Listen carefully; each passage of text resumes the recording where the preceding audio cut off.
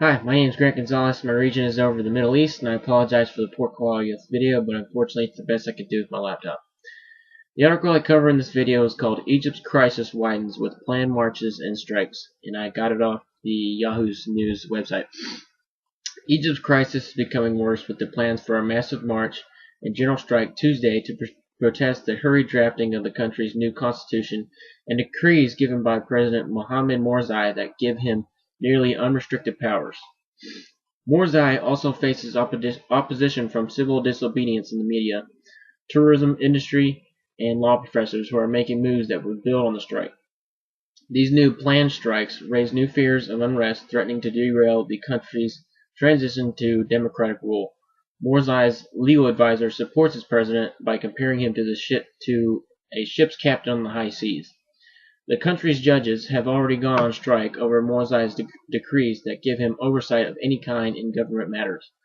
Following these decrees, a panel dominated by the president's Islamist supporters rushed through the drafting of the Constitution without any participation from liberals or Christians. Morsi has called for a national referendum to approve the Constitution on December 15th.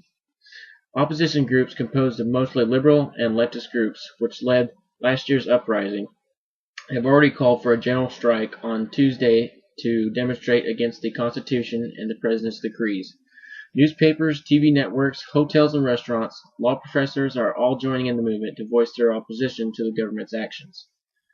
Morsi's moves have plunged the unstable country of Egypt into the worst political crisis since the uprising that removed the former dictator President Hosni Mubarak.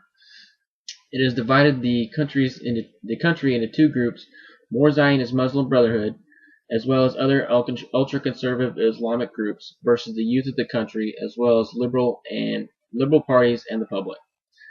The opposition brought out over 200,000 protesters to Tahrir Square on November 27th and a similar number on November 30th, declaring Morsi to rescind his decrees and rescind the drafted constitution. Supporters responded by having similar rallies to show their allegiance to the new government.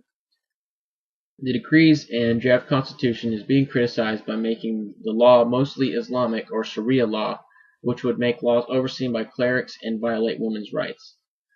What I found most interesting about this article is because it was pretty much directly opposite from the previous article I reviewed, which was the protest, the drafting a new constitution article. This completely slanders the supposed democratic processes that are happening in the country, and claims that the government is simply another dictatorship regime.